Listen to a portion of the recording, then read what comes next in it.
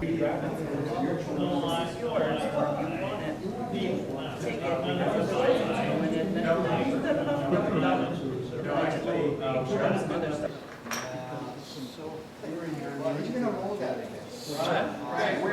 should sit down. Len Derby. There.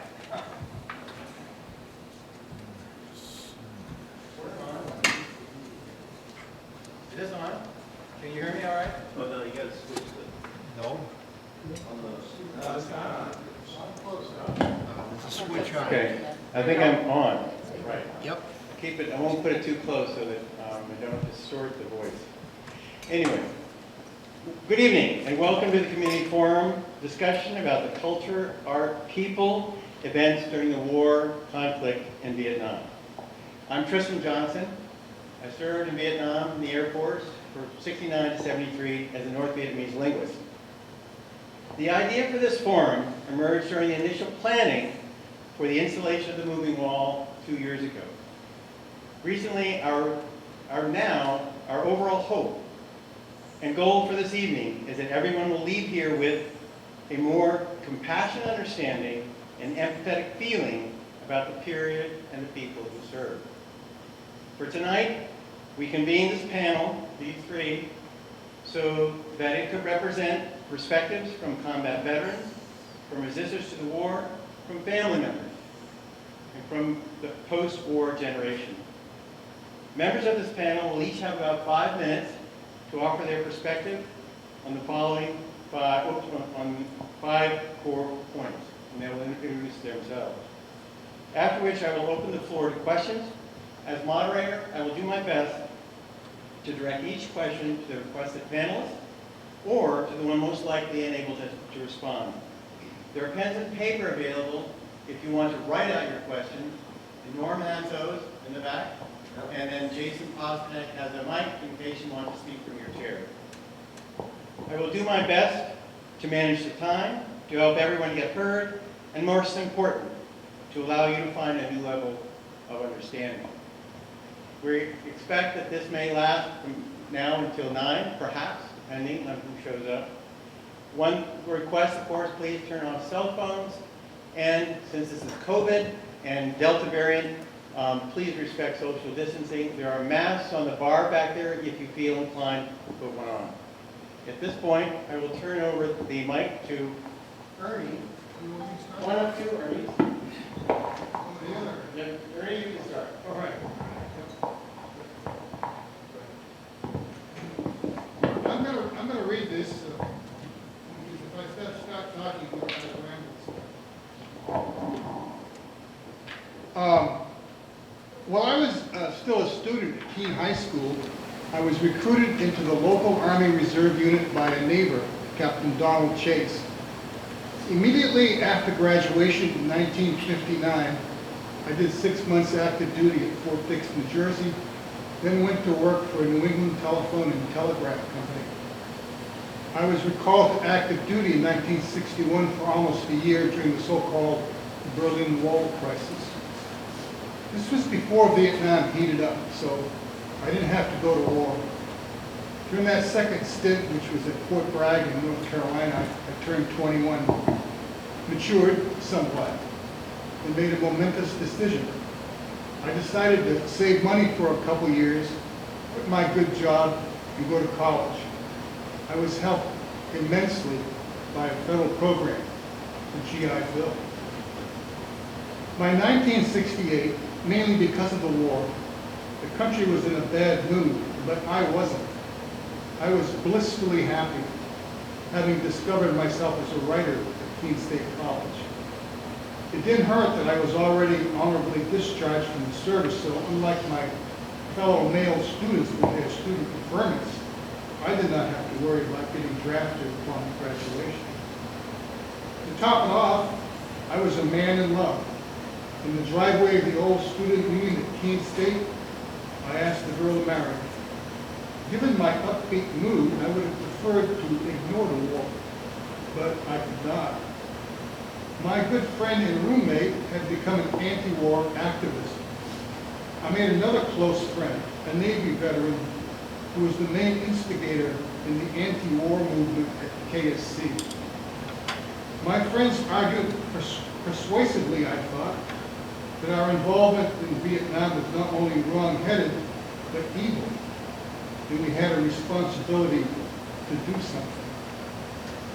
Most of the activists at Keene State were people like myself who were anti-Vietnam War, but with no other agenda. But some activists were committed pacifists, and some, like my roommate, were self-described revolutionaries. A few even believed that because the war was evil, anybody who had anything to do with perpetuating the war, even American soldiers, were part of that evil. If there's one obvious thing to me about war, it's that it brings out the extremes, good and bad, in a person's character.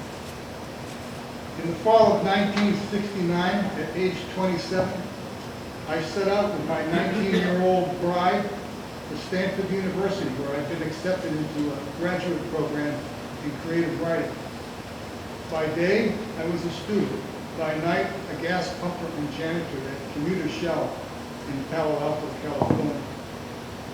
Like almost all college people that I knew in those days, I was fervently anti-war, but no longer an activist. In hindsight, I think the most historically important elements of the Vietnam War and the protest movement was that it laid a foundation of distrust of the federal government that remains with us to this day, and that it somehow emboldened pig-headed politicos of all stripes. After the war, the protest movement morphed into the counterculture, which had its expression in northern New England as the Back to the Land movement. One of those Back to the Land people was my roommate, who had called himself a revolutionary. Today, he's a family man and retired carpenter who served for some years as a building inspector in a New Hampshire town. I'm a big believer in book learning, so I want to end by recommending 3 books. Living the Good Life by Helen and Scott Nearing, socialists who gave context to the Back to the Land idea. Vietnam, an Epic Tragedy, 1945 to 1975, by Max Hastings, an English author who supplies a dispassionate chronicle of the war. The third book is a passionate chronicle of one man's war, swift, silent, deadly, by Norman Van Ford, Recon Marine. If you read these books, you'll know more than you know now. I'd like to thank the veterans who invited me to join this panel, in particular Ernie Parram, who talked me into it. Thank you very much.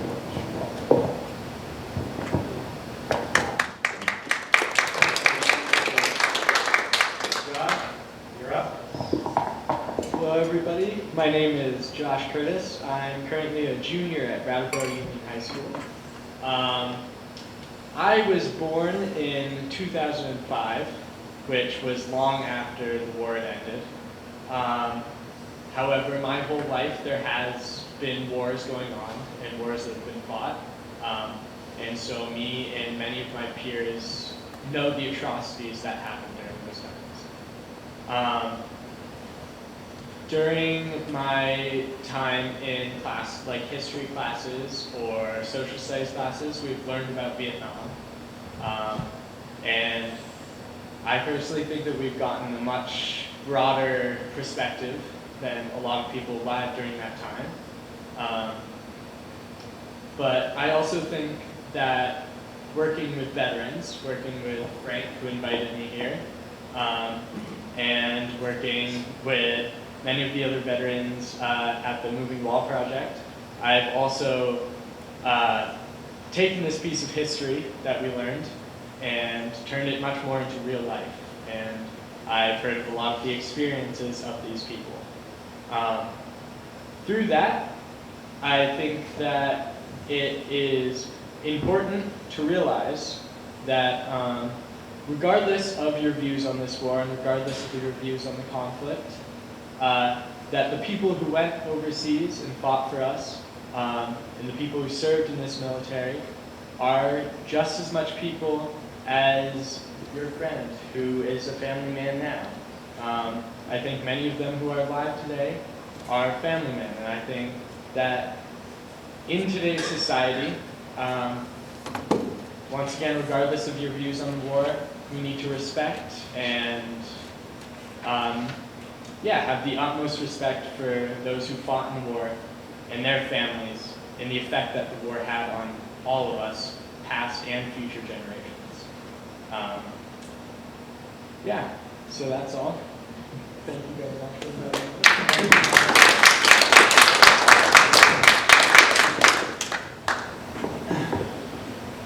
My name's Ernie Parram. I didn't write like the writer did. The other Ernie, we did go to school together, but I volunteered to go to Vietnam in 1965. I was stationed in Schofield Barracks. I volunteered to go as a door gunner, not knowing what to expect when I got there. So my duties as a door gunner was support fire for ground troops, support fire for the bird that I was in. I came back hospitalized. 5+ months, somewhere in that category. I came to in Hawaii. A blonde nurse overlooking me. It was nice to see somebody, round eyes, as we call women from America.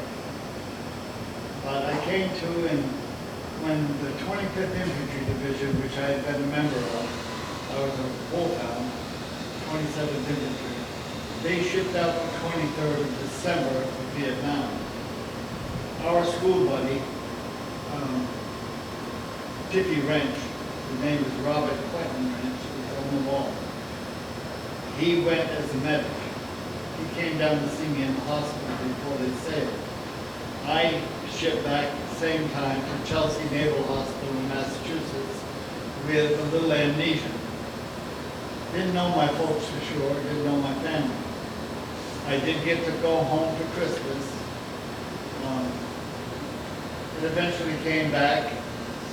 I could function as a clerk for the Army liaison in the Naval Hospital. Then they shipped me to Fort McClellan, Alabama. Sort of funny, because that's a good place to rebuild a memory. There was 900 men on that base and 3,400 women.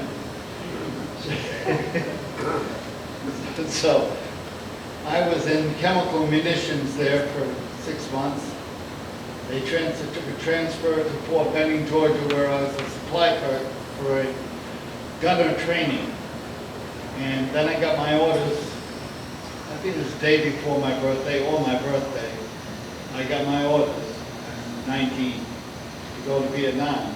I was supposed to go supposedly as a gunner. I arrived in Vietnam and was immediately picked out and shipped to the 1st Cavalry Division. Airborne, air mobile, air assault. A lot of time in helicopters. I landed with my unit and they immediately assigned me to the radio. Quick 25, 30 pounds. I carried about 60 to 65 pounds most of the time on my back in 100-degree heat or plus, or monsoons, whichever way you want to look at it. And my duty was to stay in contact with headquarters, call in support fire when needed, call in medevac when needed, call in puff when we had to have gunfire. So most of the time in both tours, I concentrated on my duties, not worrying about dying, not worried about anything else. The trick that I thought about most was when I got back and had time to write letters home. This stuff that I was experiencing, I wasn't going to tell my mom or my loved ones. I would speak about the villages. I would speak about how they lived. I would tell them about the city or the town of Bongson. Never mention anything about death or destruction. I imagine they got enough of that on television. Well, my D-Rose date was the 1st of March. 17th of February, while the start off the 3rd of January, we were shipped into Camp Evans in North Vietnam. Well, not North Vietnam, North South Vietnam. And from Camp Evans to Battle of Hue, 1968, we were a blocking force for the NVA coming out of Hue. My point squad had 4 KIAs, 2 WIAs, and I walked. I pulled the 2 WIAs out to Medicare.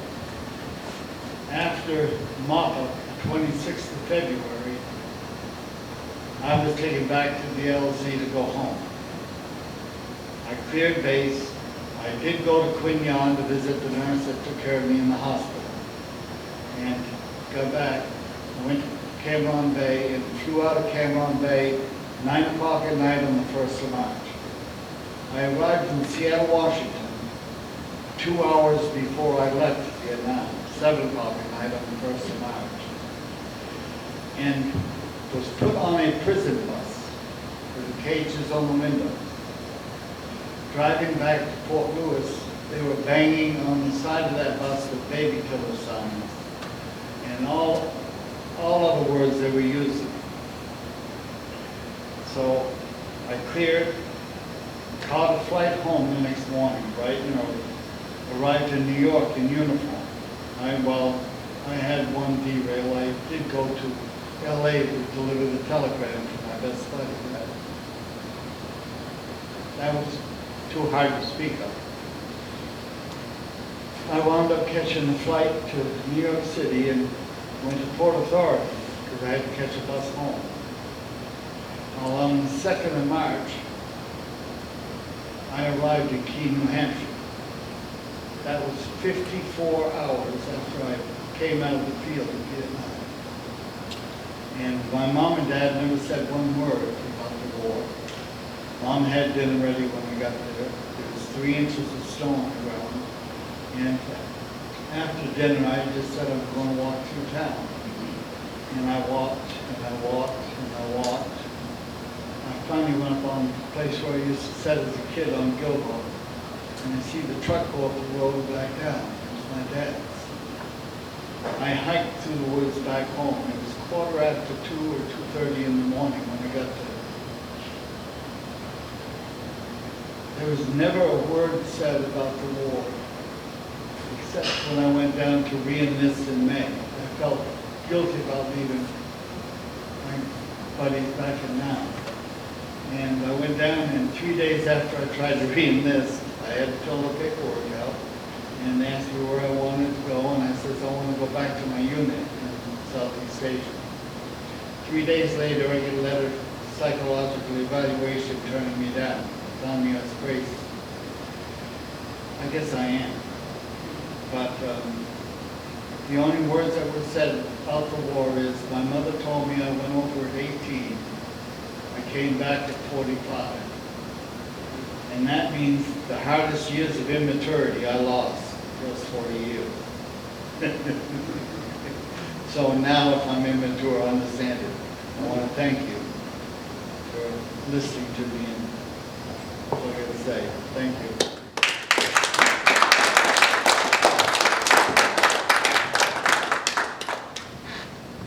Well, thanks, and thank you all for showing up. One thing I wanted to do now would be to bring us all back to the 5 points that I referred to in my opening comments. And as you think about what you want to ask, you may also want to offer your own perspective. So these are the 5 questions that these 3 were asked to consider as they prepared. What were you doing? Where were you during Vietnam? How did the Vietnam War impact you? Who influenced your thinking? How has the Vermont experience influenced your life since? And what do you hope for now? So I turn those questions to all of you as you think about a question you may want to ask the panel or of a perspective you would like to offer on your own. So at this moment, the floor is open. This evening, there's no agenda. This is organic. So it's whatever you want to bring up, whatever you want to discuss, whatever you hope to see come out of this evening's presence with all these people participating. So, who would like to start? Thank you. Mark, I'm Mark Trujillo. let Jason give you a mic. Okay, that sounds tremendous. That's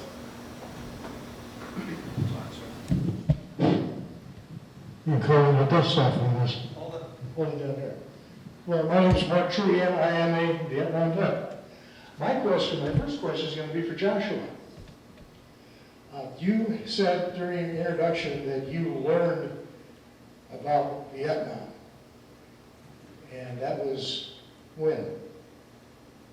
Let's see. Mike, should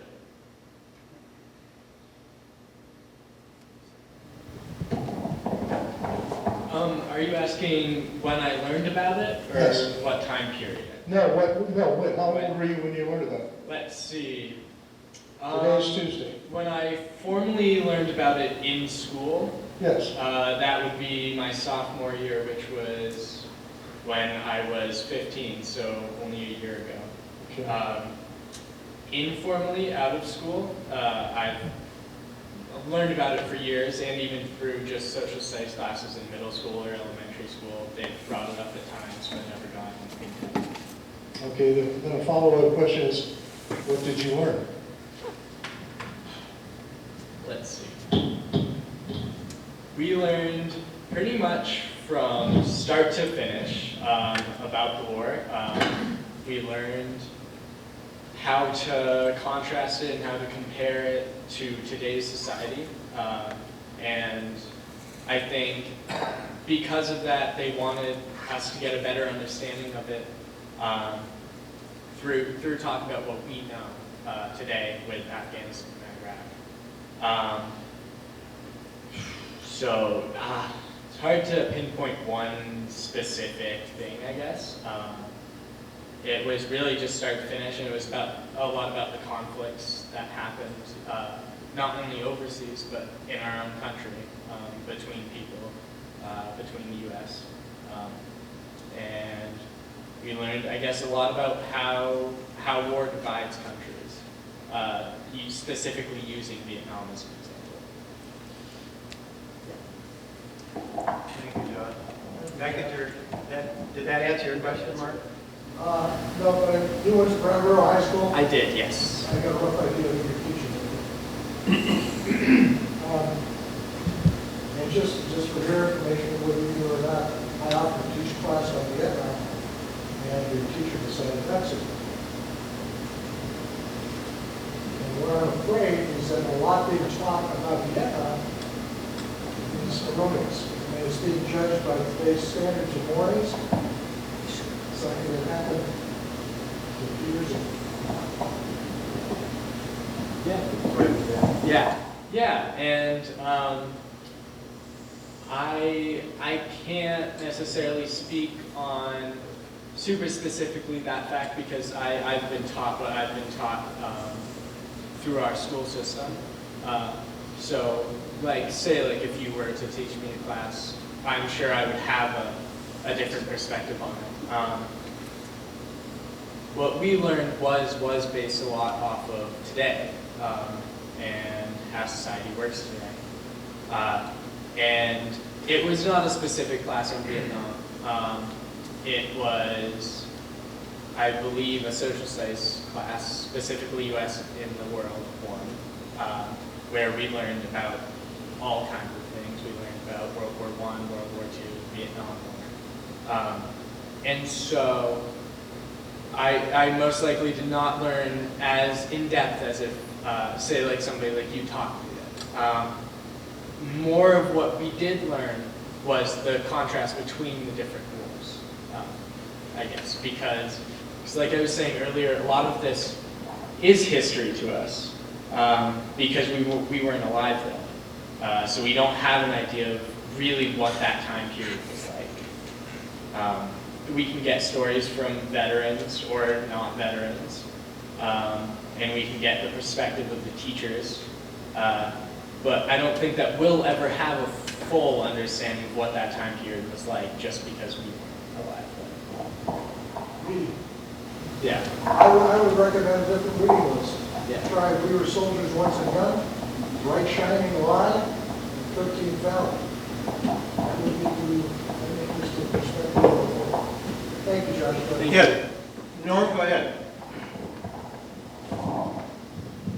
I have a question on the on college professors. They're a very interesting breed, and I'd like to get your perspective of your slant, knowing what you knew then, and is there something you can share with us that, at least in your opinion, where college professors are coming from these days as they teach and profess not only Vietnam, but World War I, World War II.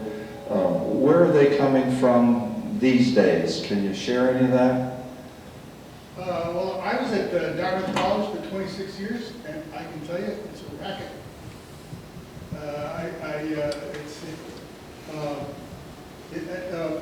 What I mean is that it's a kind of a situation where you're expected to work half-time and then publish on your own. So it's like somebody gave you a part-time job, but you have other things to do, otherwise you'll get fired. So that's the situation. But to go to your question, I don't really know. And the reason I don't really know is that I never paid attention to what other people were doing at Dartmouth College. All I knew is what the English department was doing. And I think the English department and the college where I was at was kind of obsessed with diversity. Dartmouth is a small but extremely rich school. It's an Ivy League school. It's always among the top 8 or 10 universities in the country. But it's very insular. They don't really. It's hard for me to articulate this because I gotta think about this a little bit more. I'd rather write this to you than to have to say it off the top of my head. But when I say diversity, is that the main problem they had with diversity was they were trying to recruit qualified black and Asian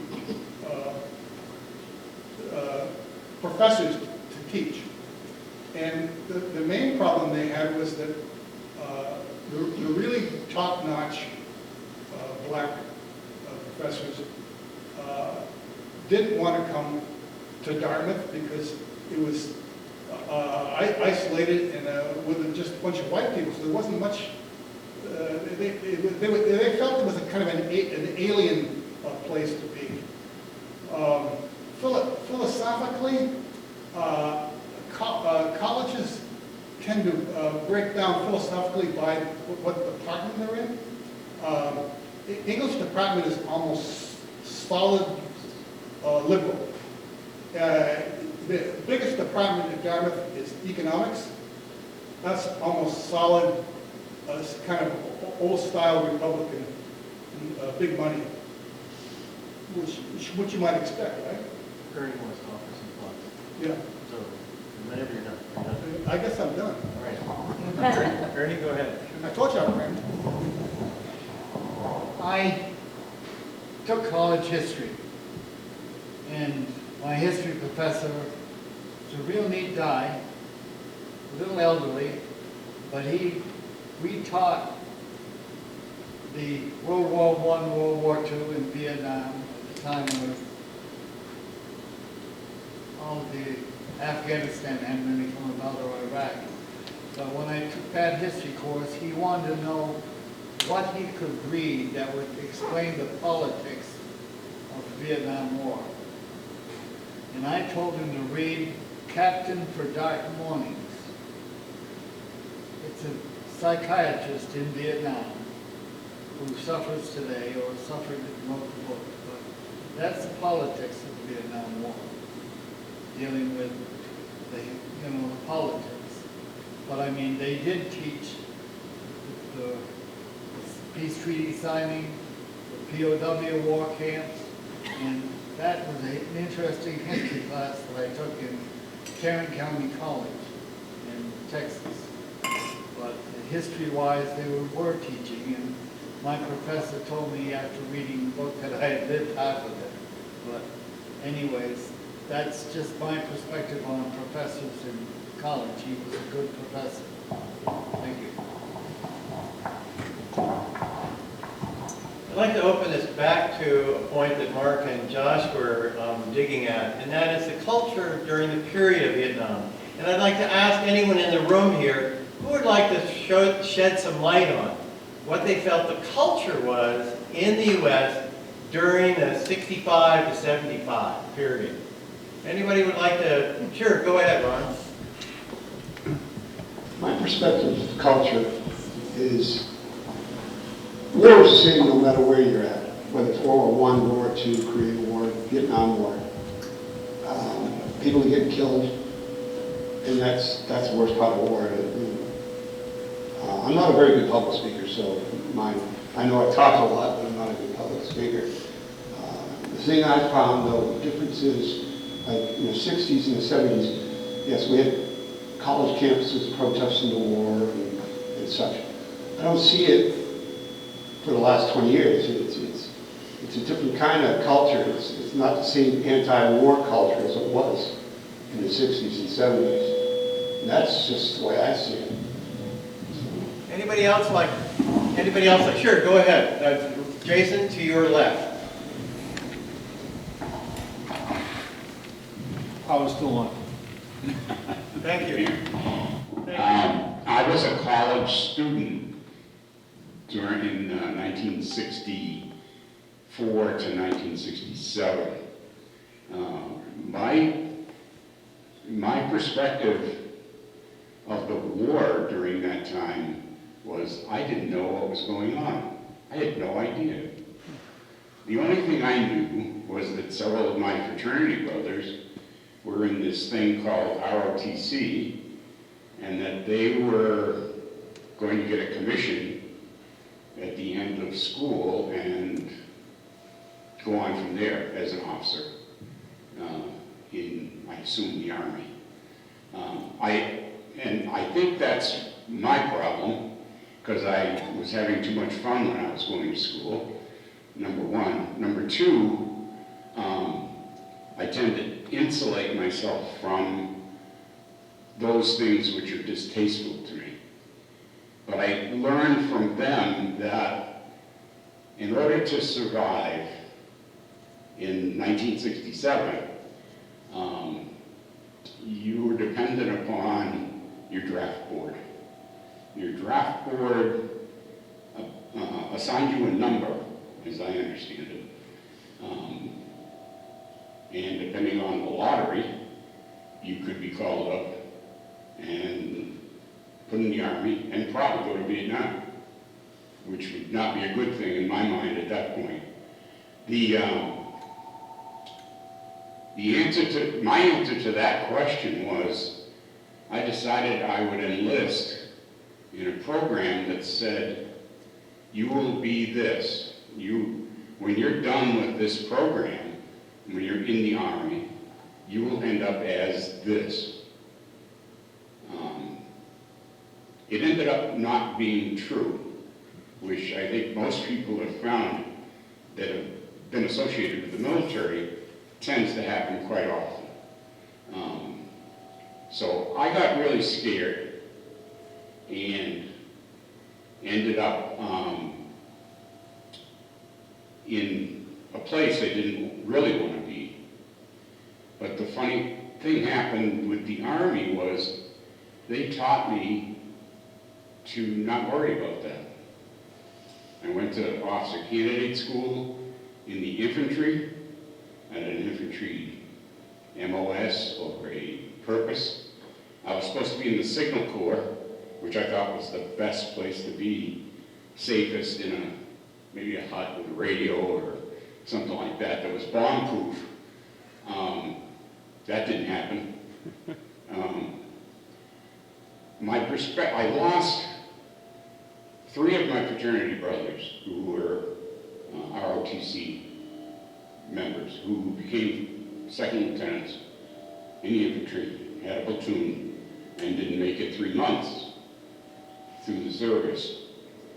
I survived, and it was probably the worst year of my life, but the only thing that did it for me, the only thing that allowed me to make it was 1, training, 2, I latched onto a group of people they call non-commissioned officers, the sergeants in that group, who were very cognizant of what it took to survive in an environment like that. I thank them all to this day. I still know them, I still talk to them. In the service in Vietnam, I think you form a bond with people who have like feelings that you have. Mine was survival. Most of them were the same. So that was my perspective. I didn't really know what was going on. I had no conception of what. I was a college student. I should have known, but I didn't. And it could have cost me, but that's the way I feel about it. Behind you, sir. Let me ask you a follow-up, if you don't mind. What do you hope for now, after looking back on your decision then, how you served, and how the military treated you? What do you hope for now in terms of the military and relationship with need in the country and struggles overseas? Yeah. I have it's not a popular approach among other veterans, I don't think. I guess I could call myself as patriotic as the next guy. I sort of believed in what was going on over there. I was exposed to just about everything you could be exposed to in terms of that, but I have a son who, he's 45 right now. My son, and I've stated this before in a couple of venues, and it's not popular, if it were to happen to him, what happened to me, if he was going to be drafted, we would have gone to Canada. I would not have stayed here. You're out of the country. Just don't want to expose him to being harmed. It's just that simple for me. I still feel that way. We probably were, we probably saw that happen again in Afghanistan as to what happened in Vietnam. We don't learn from our mistakes. Wars are political, and they always will be. That's my feeling. Thank you. Thank you very much. Anybody want to offer a follow-up to this gentleman's comment? Sure, Mark, go ahead. Can you hear me? No. Hang on 1 second. No. Wait for the mic. Okay, into the mic. Thank you. You're live. Thank you, appreciate that. I'd like to follow up with the gentleman's observations of being in college. 64 to 60, I was in college 65 to 69. You know, Western College. I was in ROTC. My roommates were not. They were in the anti-war movement. I asked them, you know, why you're in it? They said, very simple, sex, drugs, and rock and roll. And that was pretty much it. And it was an experience, and if you've learned it, of trying to walk around a college campus in a green uniform, you know, you were not everybody's buddy when that happened. The reason I wanted to address the classes at the high school is that there's so many misconceptions of what happened in Vietnam.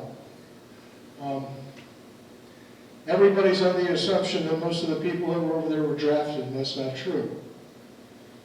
During World War II, 66% of the people who went overseas to fight the war, a good war, were draftees. In Vietnam, 66% were volunteers. I got those from the organization known as the Sterling Valor Organization. They're the ones who investigate everyone. It's like Woodstock. If you look for people who went to Woodstock, there's more of them that say they went to Woodstock than actually did. Okay? They like to associate themselves with that type of situation. The same is true with people of our generation and of our age who want to be associated with having gone to Vietnam and they never did. Well, there's a senator, his name is Blumenthal. He claimed to have gone to Vietnam until somebody found him out and they said, you can't say that. Like you, I thought I was doing the right thing. We were trying to free people. In my job, I went over to Vietnam, I followed the infantry tract, Fort Benning, Fort Bragg. I was an advisor. And I throw this out only because I was with one other American and 450 Montagnards. They're the native tribesmen of the hills in central Vietnam. And they don't like Vietnamese, regardless of what side they're on, south or north. It was just 2 Americans and all these guys, and we went through some very rough times when everybody told us in 1972 that the war was over. In 1972, the North Vietnamese launched their equivalent of the Battle of the Bulge by sending across 10 divisions, which in the table of organization and equipment is about 300,000 men. And on the ground at the time, I don't think there was 20,000 Americans. So most of the fighting in 72, spring offensive, was actually done by the Vietnamese and the Montagnards. So you get real close to what you're doing when you deal in that type of situation. And what was going on back home? You mentioned the people rattling on those cages, you know, of your bus coming back with a wire on it. Yeah. Well, we had the wire in Vietnam so they wouldn't throw grenades through the window. We had a wire when we came back from Oakland so they wouldn't throw God knows what through the window. So, I'm not sure things have changed. I have one perspective that maybe none of the other Vietnam veterans in here have. In 2004, I was teaching for the U.S. Army. The U.S. Army said, we're going to send some instructors. And we joked and we said, nah, we're too old. We're in our 50s, pushing 60. So they'll send the Boy Scouts before they send us. Summer of 2004, they gave the Boy Scouts artillery and sent them over to Iraq. Summer of 2004, they activated half of my instructor battalion. And at the tender age of 58, I found myself in my second war. The young kids, a little older than you, would come up and rub my head for luck. Say, you got through one, maybe you get through this one too. Within the service, I think that the perspective is that we're serving our country, but if you were in the infantry and you were in the, you were one of the ass and grass grunts, you know you're not fighting for the Vietnamese, you're not fighting for the Americans, you're fighting for the guy next to you, in front of you, behind you. You're fighting for your friends. And that's what it's all about. So that's all. I just wanted to bring something up to add to what you were saying, and I thank you all for listening to me. Thank you. The gentleman in the black shirt, did I see your hand go up a minute ago? Did you have something to offer? Ernie wants to speak. Go ahead, Ernie. I was very fortunate to return home, even though I had many injuries that would appear later. But I had 13 years that I served with the federal government in readjustment counseling for combat vets and sexually traumatized veterans. And until you sit there and you listen to men cry, men commit suicide after you promise you they wouldn't. 13 years of that, you find out what war was really about. Your buddy dies, you have no time to cry over him or anything else. You throw him into a body bag, you throw him on a helicopter, he's going home. There's no time to think about it, because if you do, it takes your mind off what you're doing.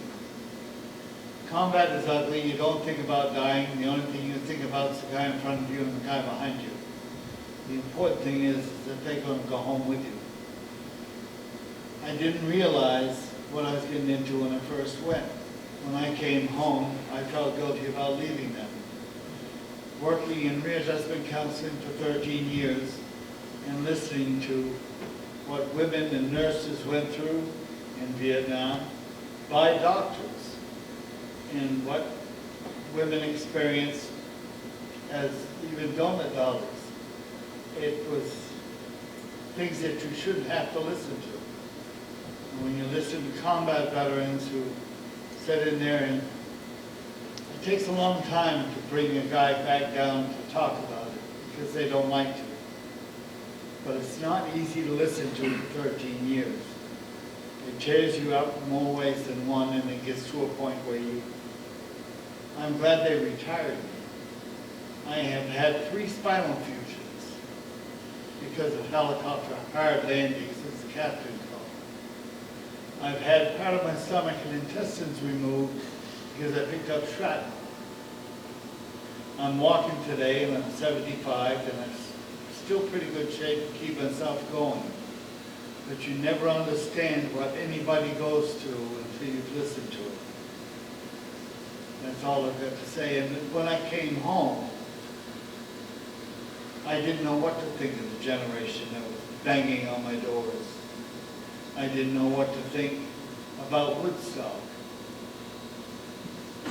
3 days of rain, a lot of pot, a lot of booze.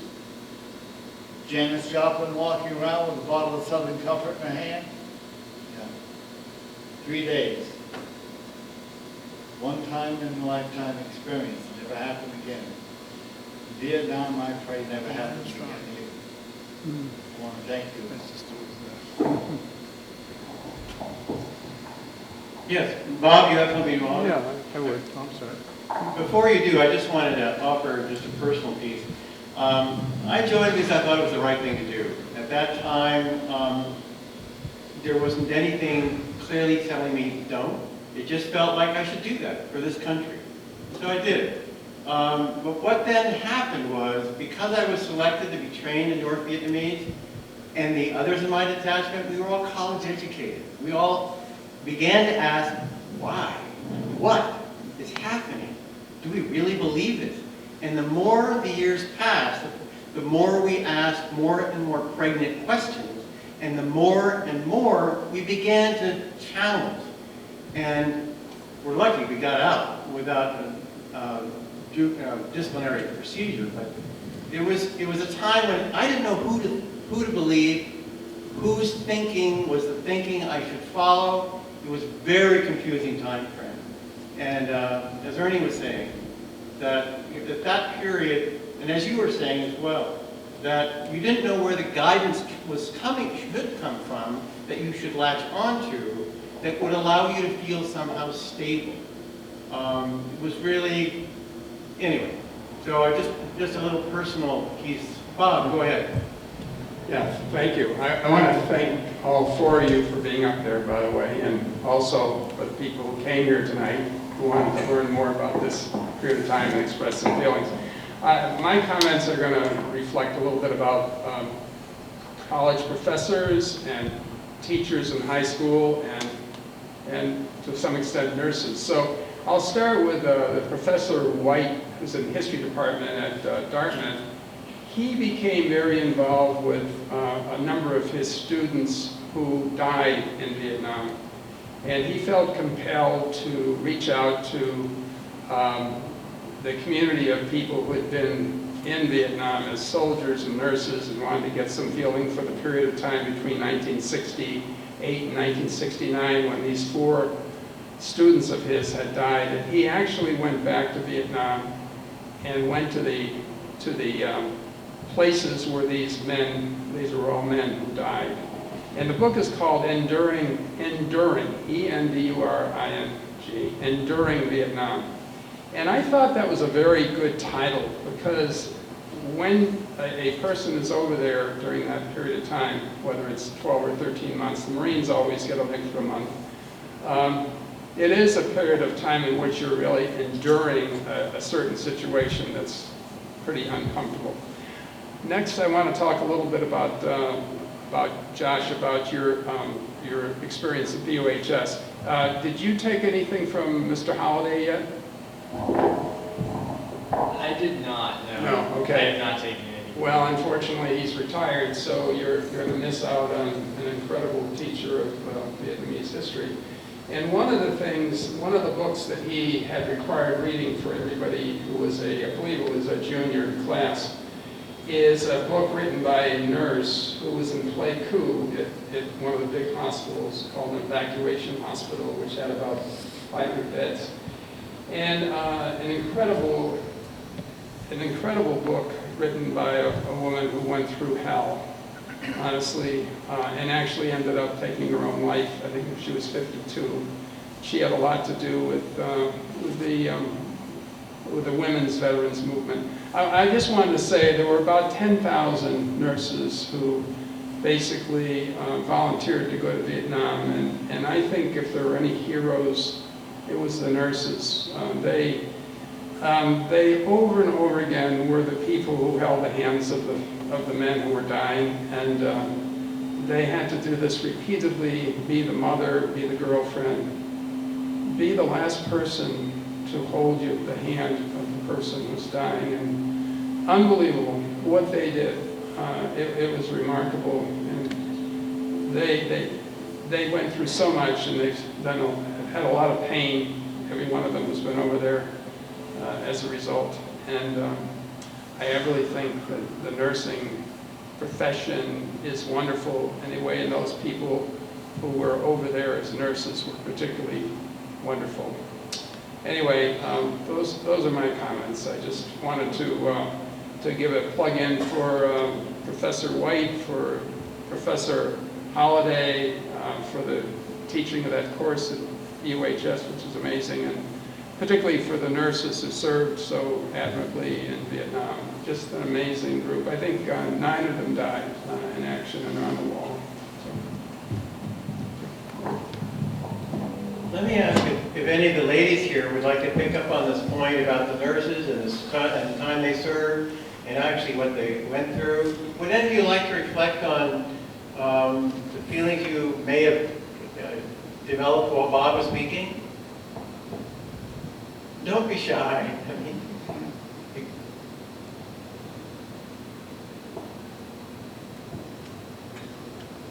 all right. Yeah, Bob. It just reminds me what we're all going through with COVID. It reminds me a little bit about that, what the nurses are going through right now, because the family members are oftentimes not allowed to be at the bedside of the person who's dying. And you can tell when you hear the nurses. The women who were in Vietnam didn't talk a lot about it. You didn't hear them. But on television now, you will see countless interviews with nurses who have suffered through this experience of being the last person to be the surrogate family for the person who's dying, and taking that responsibility on it.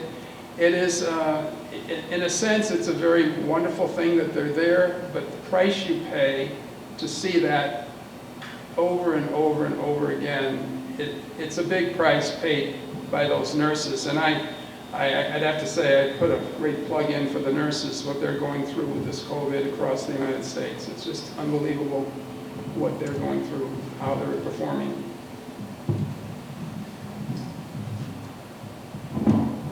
Anybody have anything else? Dick, would you feel embarrassed if I called on you, which I just did? You have anything you'd like to offer? No, it's fine. Okay. Barb? Well, I could say a lot, but I won't say something. Jason? I would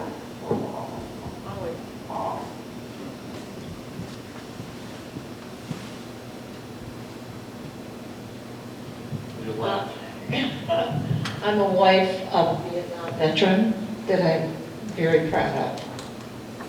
And very often, I don't think he'll be upset if I say this, he doesn't often like to speak about Vietnam unless he's in the company of all the people that were there also, because it makes it difficult for him to feel comfortable speaking about atrocities or whatever, the chaos he had to go through. Is being a part of Vietnam and a history of a place where there was a terrible war. He saw his people and his troops die in front of him. And on the wall that's coming to town, he has over a dozen men that were his friends that didn't make it, and he did. And there's, so I love him. I can't imagine going through something like that. Would anybody like to respond to Barb's comments about the difficulty of speaking about this? Anybody? Sure, go ahead, John. Yeah. So, as somebody who wasn't alive during that time and who has no clue what any veteran has gone through in that sense, there's often times where many of them are uncomfortable of talking about it for numbers of reasons. And I think that that's one reason WALL is so great, is because it gives a lot of them the opportunity to not have to talk about their time there, but still be able to have closure and still feel like they're able to say goodbye to their parents.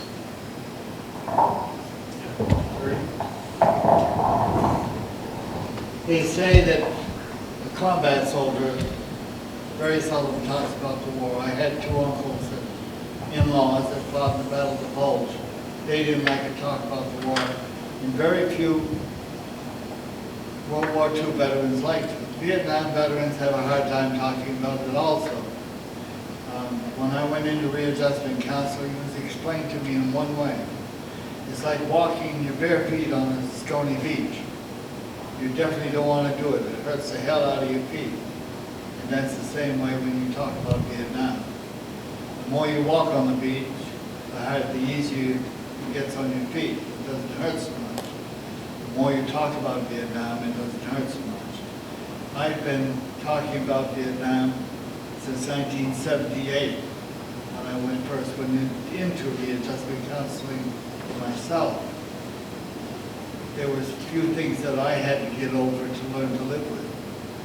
And then I went into readjustment counseling for my last 13 years working for the VA. I retired from the VA. But the thing is that if it really interferes with a soldier's life, and he needs counseling, the more he talks about it, the easier it will become. And if they need counseling, if it's not interfering with their life, that's fine, they can live with it. Many World War I and World War II soldiers lived with it. And my family's been fighting in war since April 19, 1774, first skirmish with the British. So I've got a long history of military in my family. But anyone that needs to, there's a very good organization that they belong to that takes Vietnam vets. What's the name of it? The Warrior Connection. The Warriors Connection. And if you know a veteran soldier from anywhere, Afghanistan, Iraq, or whatever, it's just the place they need to go. I appreciate you folks listening. Thank you. Sure, Ron, go ahead. You speak of the veterans, and I was just sitting here thinking about the families of the veterans while they're serving. The mothers, the fathers, the daughters, the sons. You know, I haven't heard much spoken about them, and they're serving at the same time. That's all.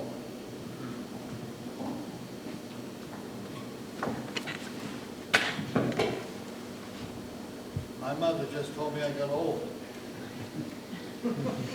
Len Derby. Yes, go ahead, sir.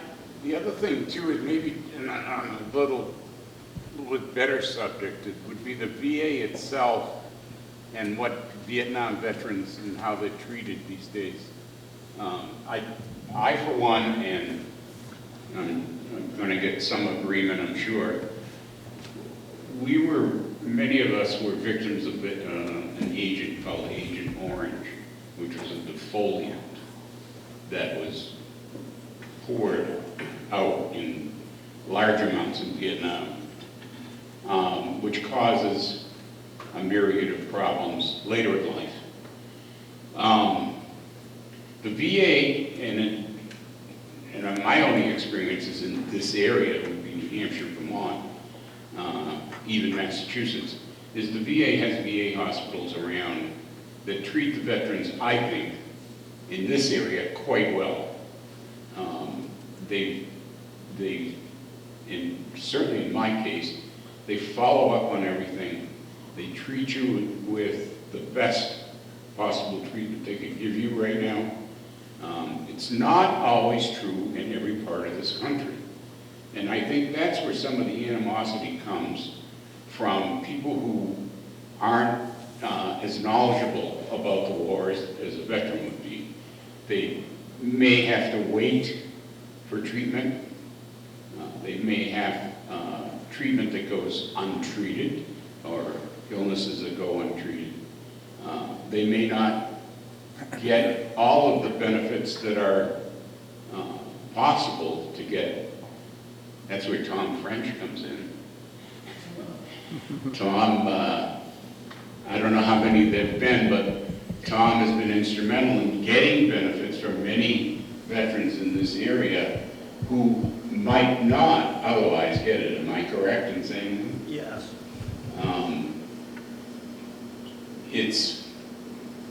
You're part of a bureaucracy that is unyielding and has rules.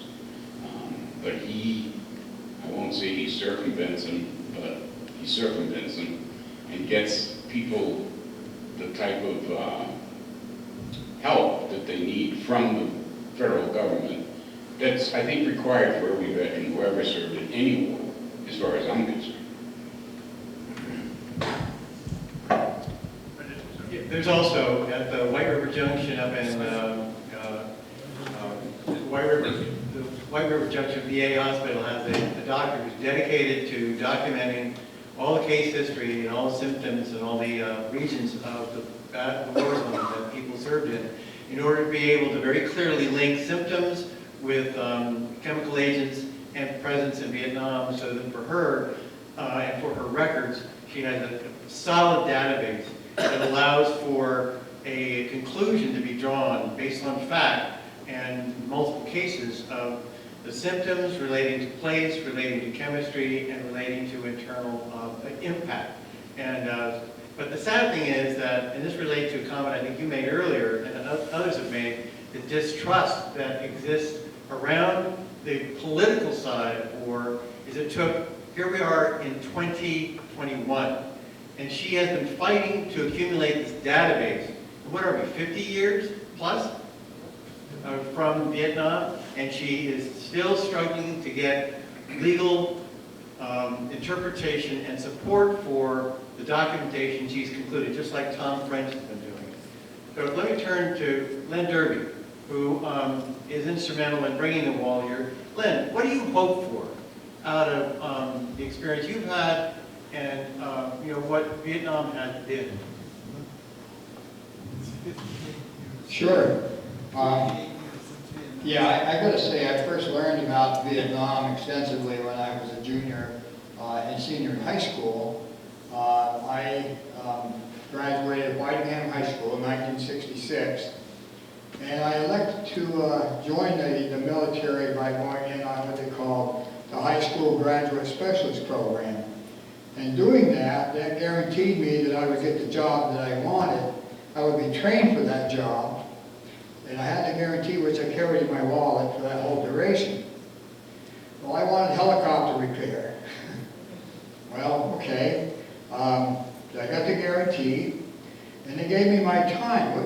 did I want to go? And because I graduated in June of 1966, and I hate the heat, I said, well, I'd like to go sometime during the winter, between December and March. Well, they gave me the date of February 1967. Well, I joined the Army, and I joined the Army with a gentleman from Brattleboro. His name was Clint Frost. I don't know if anybody remembers him. He used to peddle food for Bushnell Market on Elliott Street. Well, we went in together. We went to Manchester. We had one more test to take. And then we raised our right hand. And well, we gave our lives to the country. We flew from Manchester in the middle of the night.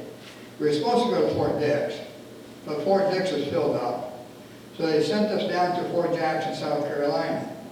Well, they didn't have any room for us, so they put us in a tent that was coal-fired, and I tell you what, South Carolina in February is pretty cold. Well, we had to keep the old coal-fired going to keep warm.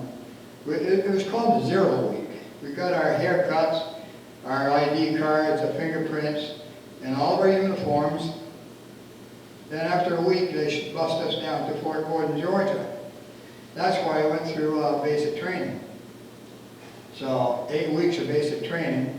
They gave us a 14-day leave. We came home. And then I was to report to Fort Eustis to complete my helicopter repair course, which I did. And because of the higher percentile in that course, they put some of us through another helicopter course, not only the Hueys, but we also went through what known as the Loads, the LOH-6A. And then, another short leave after all that, they shipped us to Fort Knox, Kentucky. And there we built up a unit which is known as the 3rd Armored Squadron 17th Air Cav. Little did we know, but we had an idea where we were going to go. You know, they give you, when you join the military, they give you a piece of paper, state what country you'd like to serve in, and whereabouts in the state you would like to serve. Well, you know, I put down Germany. Yeah, then I put down Fort Devens for the country, because I'd be close to home. Well, anyway, that didn't work out that way. We spent almost a month at Fort Knox. We built up a unit, and then in the middle of the night, highly classified, we went to the Louisville Airport outside of Fort Knox. They flew us to Fort Ord, California, right near San Francisco, and from there, we boarded a boat. The boat was called USNS General Walker. It was one of 2 troop ships that were used to carry units from the United States to Vietnam. And, well, I watched the Golden Gate kind of fade away in the distance. We saw the highest tip of Hawaii as we sailed by. And trying to catch jellyfish and coconuts floating around in the water is very difficult to do. We landed at the Philippines, Subic Bay. The ship had to refuel. They let us off the ship. And we went on to a naval base where we had a few beers and watched some Filipinos dance, which was pretty nice. Then we had to get back on the ship, and then we sailed off. We ran into the tail end of the Typhoon. On a ship, the biggest ship I've ever been on. And I could actually see both ends of that boat come out of the water, which is kind of scary. But anyway, we got closer to Vietnam, and the ship came to a stop. We wondered why, and we found out there was a ship in the distance that wouldn't identify itself. And here we are in a troop ship. Well, once we found out what this other ship was, it was a Japanese trawler. Then we continued on to Vietnam. We unloaded some troops at Quy Nhon, and further down Vietnam, Cameron Bay, unloaded some troops there, and then down to Vung Tau. But because the ship was so big, they couldn't get to the dock, so they left the ship out in the bay, lowered us onto an LTC, and then that hurried us to shore.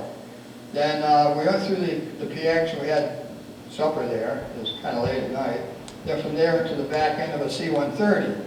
Very cold. That plane just seemed like it went up, straight up and straight down. Very cold up there, elbow to elbow. You could see your breath.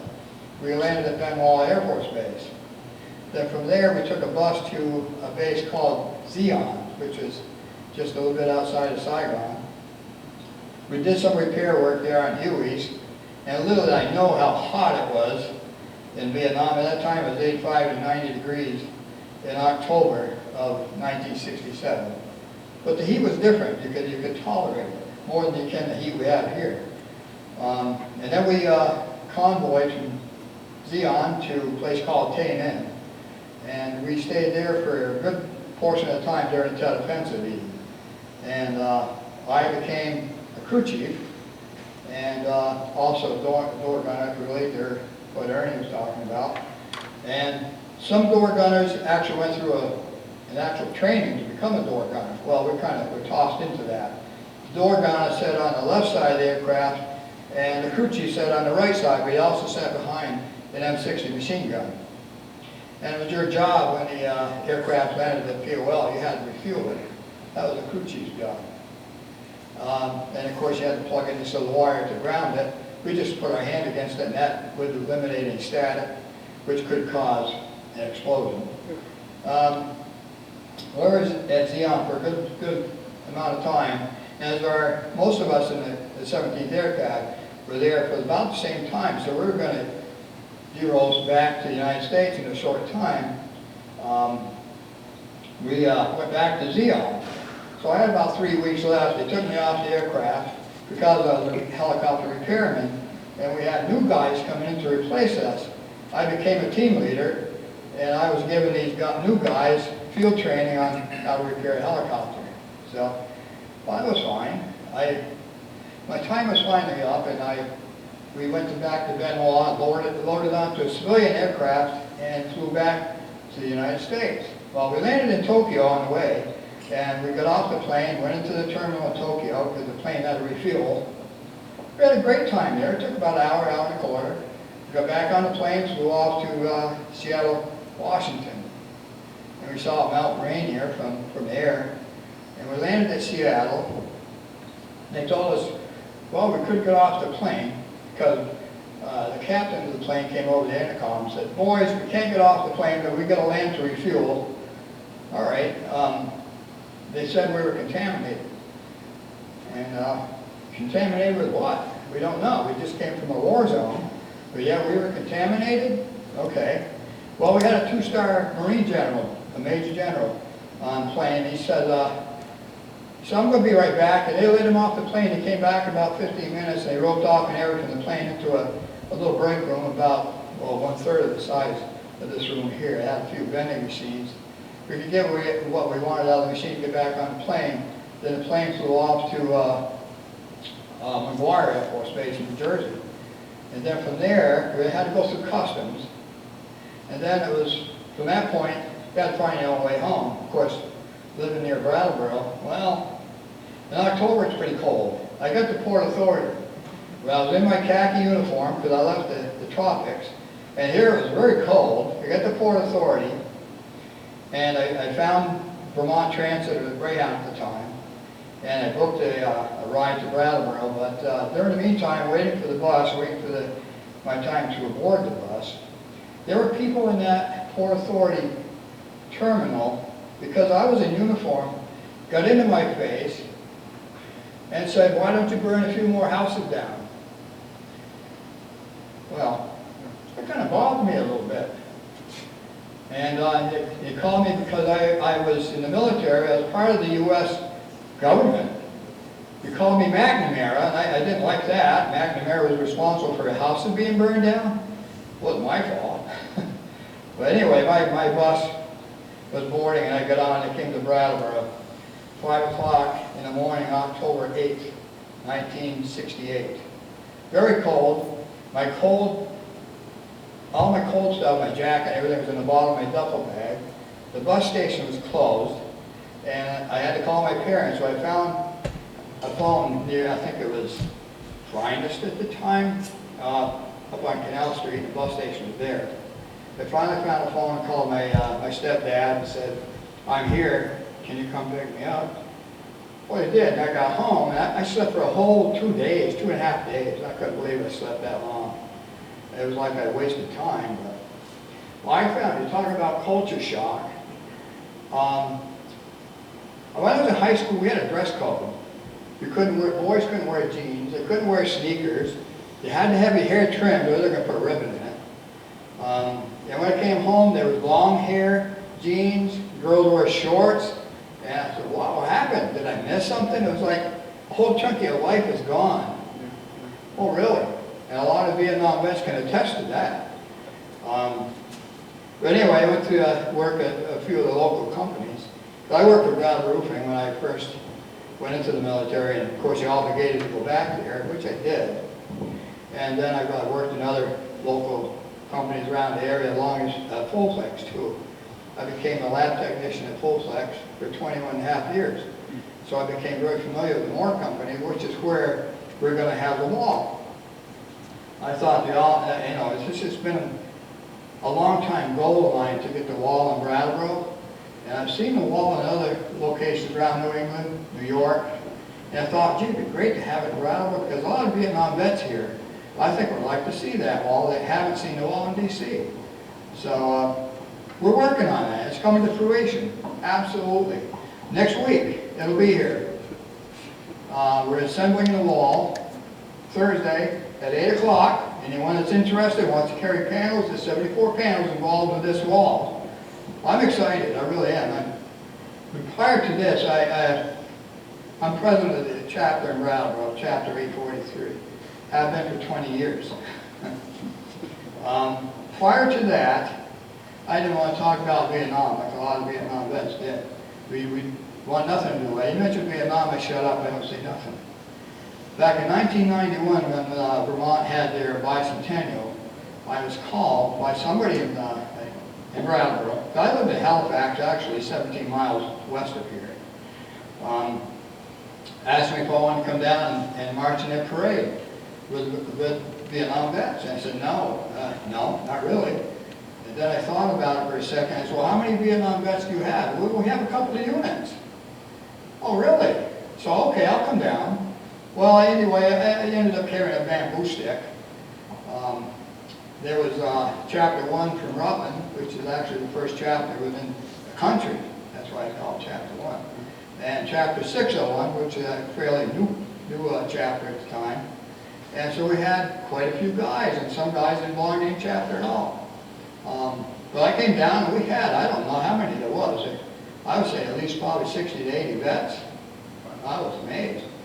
And we had guys in wheelchairs, we had guys that in simulated cages, which simulated the POW MIAs, and POWs especially. I don't know how many of those guys are still around. But I marched in that parade from exit 1 up to, up here to the, on Putney Road, the tire, Brattleboro Tire Service. That's where the parade ended. Then we managed to get a ride back to where my car was. But I found that to be highly emotional, because that's the first time I ever had anything to do with Vietnam whatsoever. And then they started up a chapter. I asked me if I wanted to join. No, I didn't want a part of that. The chapter failed, but then was tried again in the year 2000. And I happened to stop at a coffee shop after I got out of work, because I worked at Fullflex. And a guy came out of the coffee shop and had this little sticker on the front of my bumper. It said, Vietnam veteran. And he said, you're a Vietnam vet? And I said, yeah. Well, where'd you serve? And I said, well, mostly in the 3rd Corps area. He said, well, he was in Corps 1. I said, okay. And we talked about it. He said, would you like to join the chapter? And I said, well, if we get enough guys together, we think about it. So we did. We got a chapter together, and he was president for the first year. I was vice president.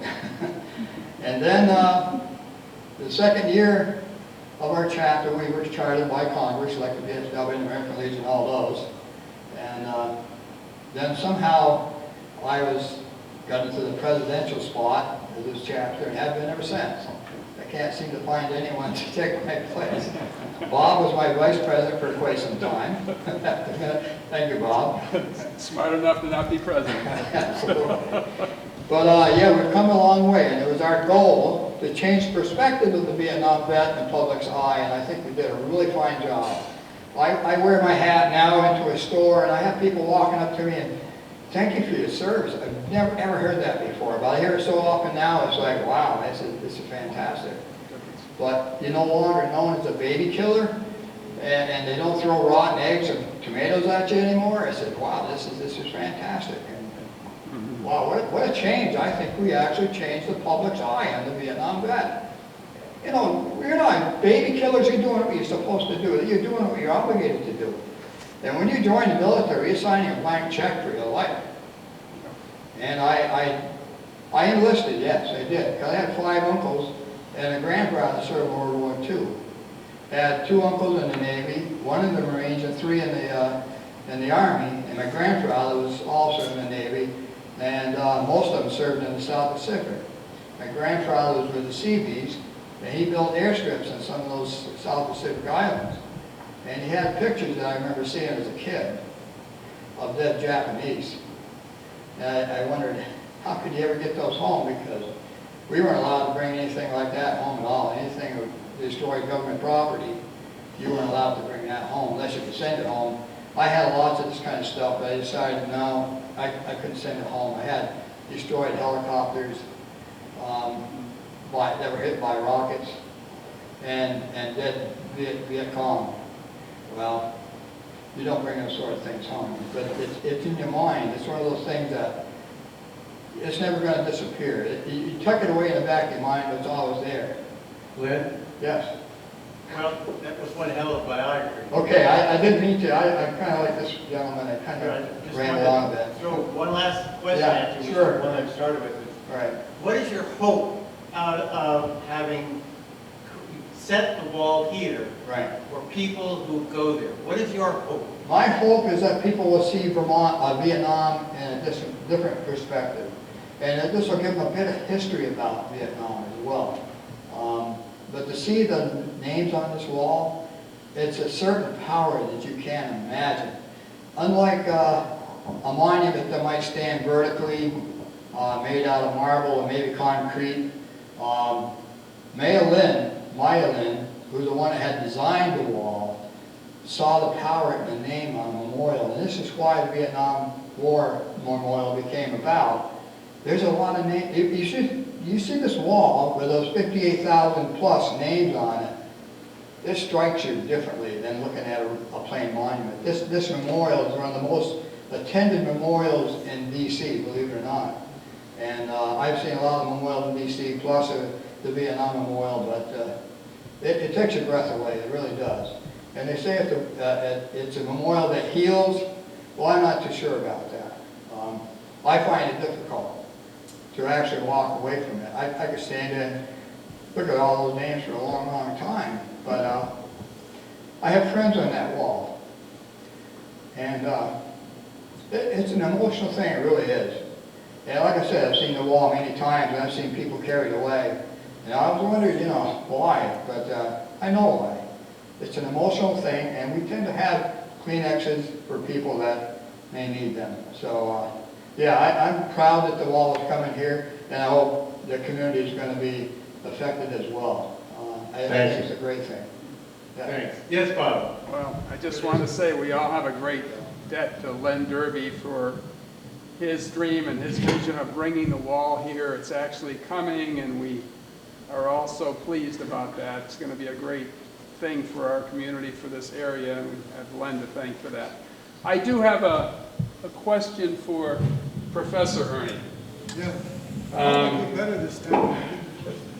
You heard from Len, and I think you also heard from Jim and perhaps one or two of the other Vietnam veterans, how tough it was for them to feel disrespected when they came home, either wearing a uniform or being told that they shouldn't wear the uniform because you might be treated disrespectfully if you're wearing a uniform. When I heard that, I couldn't believe it. I thought somebody was kidding me, but it wasn't kidding. It was just advice that you might get yourself in trouble. Ernie, you made the comment that some people on the campus who were considering war, the Vietnam War, as being evil, that those people who may be perpetuating evil became evil. Something to that effect. And, I do believe that and I'd like to hear you talk a little bit more about that, how people got to that point, because the sense I had was that those people, men and women who were fighting in the Vietnam War and any war, were basically not the people perpetuating it. The governments make the decisions to either continue or discontinue a conflict. I don't think it's the people who are actually put in harm's way who have really a whole lot to do with whether that conflict gets continued. So going from the war being evil to those perpetuating it, i.e. soldiers being evil, wasn't the more obvious thing that the national leaders who put us in that situation were the ones who were evil and not the people who were fighting in the war? Yeah, I think that the evil business was really a very small number, but a very small number, you know, making remarks can give a whole movement, you know, an idea that it's not this false. The thing that I remember most clearly about the anti-war movement that I was part of was that it was actually led by veterans. A guy named Jim McDonald was a Navy guy. There were two other guys, Larry Colby, who eventually became a teacher. And there was another guy whose name, I'm blanking on his name. But anyway, they really actually radicalized a lot of the people on the campus. But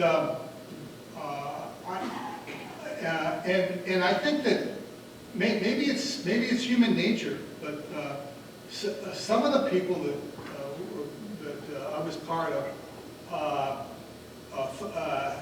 came up with the idea that you know, why don't these soldiers just quit? And you know, it was I can't justify it. I'll say it was a kind of mass madness about it. I think everybody. But you mentioned back there that you really were clueless about the whole situation, right? Well, I think everybody was more or less clueless, and the only people who really knew something who had actually been there. But there was a big change going on in the culture, and I think everything was exaggerated. People who would normally say a few words were all of a sudden talking a lot and was fighting.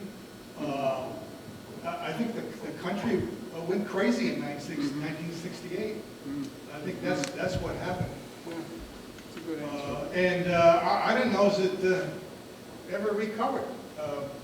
You know, I went to work at Dartmouth in 1988, and to go back to Norm's question, one reason I couldn't deal with it was I was trying to remember if Vietnam ever came up in a conversation, and I can't remember that it ever came up.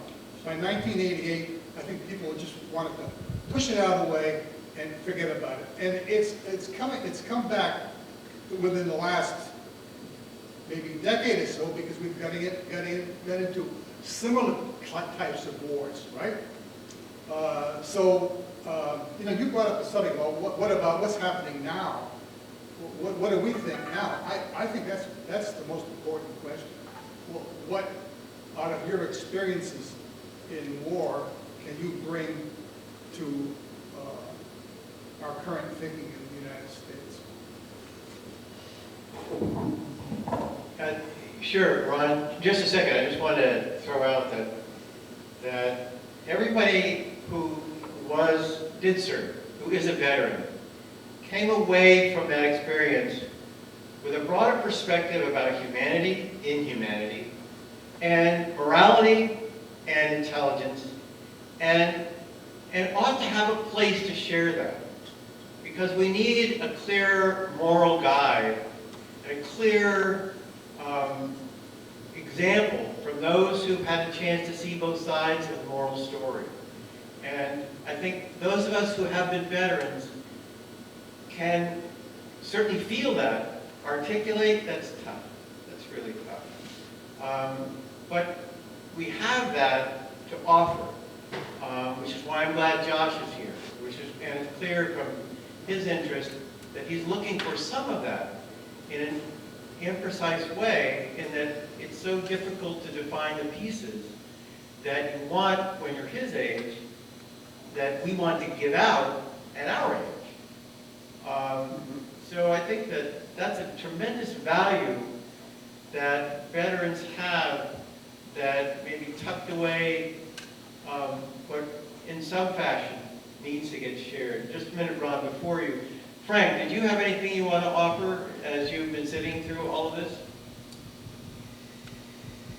No. Got it. Ron? Go In ahead. answer to Bob's and Ernie's, I think a lot of the radicalization and hatred towards the veteran and stuff were two incidents, Kent State and Melee. I think that might have a lot to do with the... I have poor hearing, and you're out of my frequency range.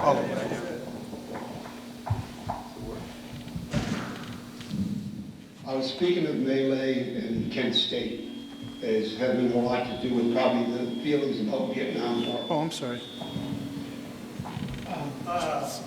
Well, I think as Bob pointed out, Kent State was 1970 on my birthday, May 4.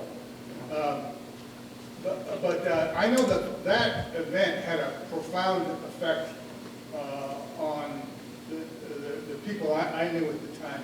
It was like, oh, they really hate us, meaning college students. That there was a feeling that all the way through my college that you guys, the people doing the fighting, hated us, meaning us college students, because we were getting we had deferments, and no, I didn't have a deferment. I've been in. But anyway, that was the general feeling, that the enemy was us and not them, meaning not the Vietnamese, North Vietnamese, the Viet Cong. The enemy was our own military and government, of which you guys were part of. That was the general, kind of general feeling to everyone. And all the people I know were radicalized in a back to the land kind of way. The idea was to get away from how the world runs and somehow try to live all by yourself in a little cabin somewhere with no electricity, making your own beer. That's not a very satisfactory answer. You know, we're talking about the demonstrations we had at colleges. I had no opposition to it. I mean, I didn't care to see people demonstrate against the war, but the war that was brought here to the United States through the media and through McNamara created its own hatred for the soldiers. I mean, we might lose 4 men in Vietnam, and McNamara would want to send 4,000. And they would multiply it. They'd never give an enemy killed, but they would give the Americans killed. It would push the feeling against the war. Because, I mean, yeah, we lost 4 men in a battle, but the enemy lost 406. No, that 4 men that we lost, McNamara multiplied into 400. And the media was our own worst enemy when it came to Vietnam, because that's what came across to this country, the worst part of the war. And anything about those excluded to Canada or the ones that went to England. But That was it. Media was our problem.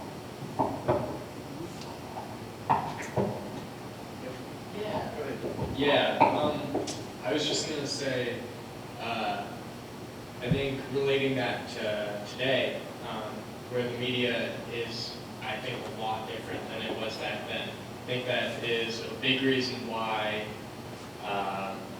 there's more support around soldiers today than there was back then.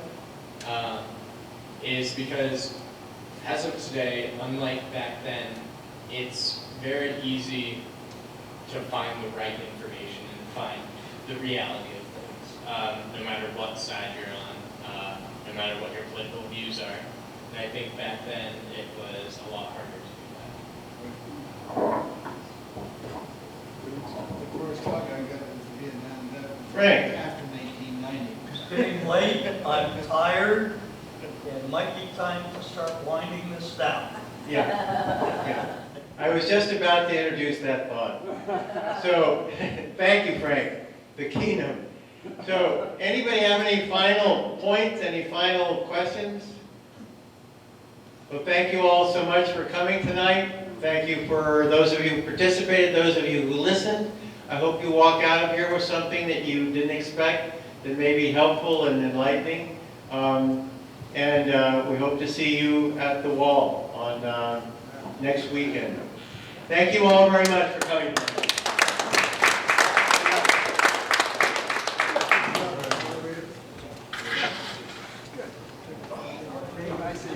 Good ideas.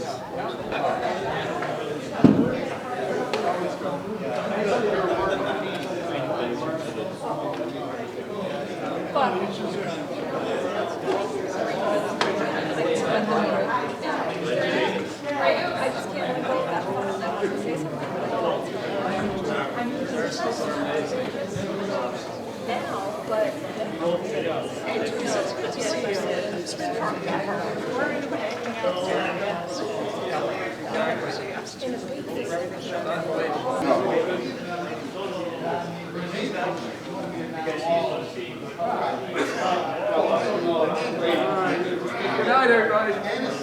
Hi, Bob. Hi, Bob.